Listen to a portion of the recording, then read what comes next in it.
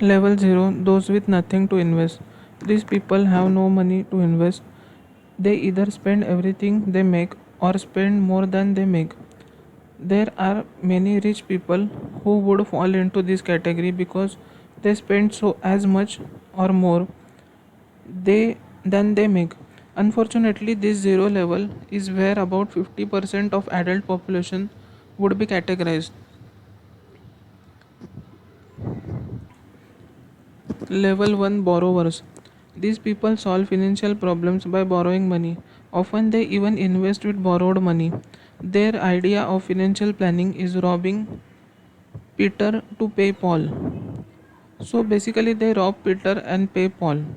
They live their financial lives with their head in the sand, like ostrich, hoping and praying that everything will work out. While they may have a few assets, the reality is that their level of debt is simply too high. For the most part, they are not conscious about money and their spending habits. Anything they own of a value has debt attached to it. They use credit cards impulsively and then roll that debt into long term home equity loan so they can clean up their credit cards and then start charging again. If the value of their home goes up, they borrow on equity again or buy a larger and more expensive home. They believe the value of real estate only goes up. The words low down, easy monthly payments always draw their attention. They often purchase depreciating toys such as boats, swimming pools, vacations, and cars with those words in mind. They list these depreciating toys as assets and go back to bank for another loan and wonder why they are usually turned down. Shopping is their favorite form of exercise.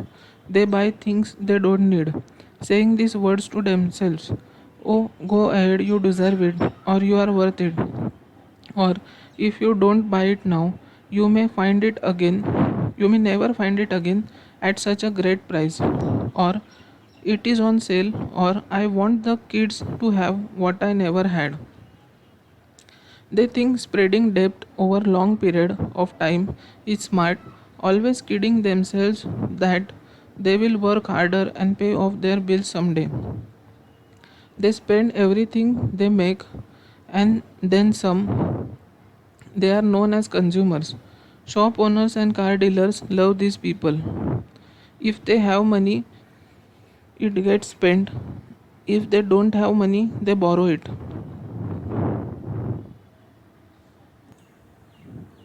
When asked what their problem is, they will say that they just don't make enough money. They think more money will solve the problem. No matter how much they make, they only get deeper into debt. Little do most of them realize that money they earn today seem like fortune or dream to them just yesterday. But today, even though they have achieved their dream income, it is it still is not enough. They fail to see that problem is not necessarily their income or lack of it, but rather their money habits. Some eventually believe deep down their situation is hopeless and have given up. So they bury their head deeper and keep on doing the same things. Their habits is borrowing, shopping and spending out of control. Just as binge eater eats when depressed, these people spend when depressed. They spend, get depressed and spend more. They often argue with loved ones about money, emphatically defending their needs to buy this or that. They live in complete financial denial, pretending that miraculously their money problems will someday disappear, or they pretend they will always have enough money to spend on whatever they desire. This level of investor can often look rich. They have big houses and flashy cars. But if you check, they buy on borrowed money. They may also make a lot of money, but they are one professional accident away from financial ruin. I had an ex business owner in one of my class. He was well known in the make big bucks, spend big bucks category. He had a thriving chain of jewelry stores for years. But one downturn in the economy and his business disappeared. His debts, however, did not go away. It took less than 6 months for those debts to eat him alive. He was in class looking for new answers and refused to even entertain idea that he and his wife were level 1 investors.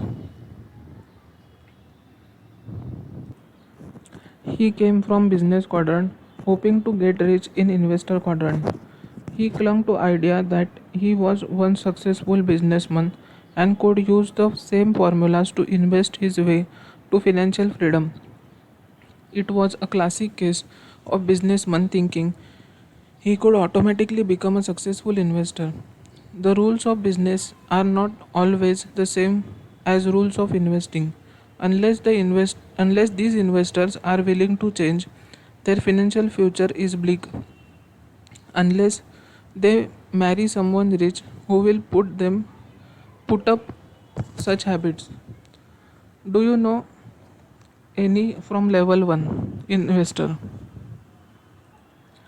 Level 2 savers. These people put aside small amount of money usually on a regular basis. The money is in a low risk, low return vehicle such as money market checking account, saving account or certificate of deposit CD. If they have individual retirement account, they have it with a bank on mutual fund cash account. They often save to consume rather than invest. Example, they save for a new TV, car, vacation, etc. They believe in paying cash. They are afraid of credit cards and debts. Instead, they like the security of money in the bank. Even when shown that in today's economic environment, saving give a negative return after inflation and taxes, they are still unwilling to take on much risk. Little little do they know about US dollar has lost 90% of its value since 1950 and continues to lose value annually at rate greater than interest a bank pays them. They often have whole life insurance policies because they love the feeling of security. People in this group often waste their most precious assets, which is time, trying to save pennies. They spend hours clipping coupons from newspaper and then in the supermarket. They hold up everyone else in line, fumbling to find those big savings.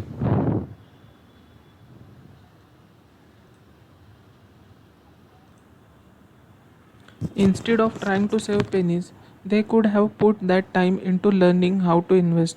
If they had put $10,000 into John Templeton's fund in 1954 and forgotten about it, it would have been worth 2.4 million in 1994. Or if they had put $10,000 into George Soros quantum fund in 1969, it would have been worth 22.1 million in 1994. Instead, their deep need for security, which is fear based, keeps them saving in low yield investments such as bank CDs.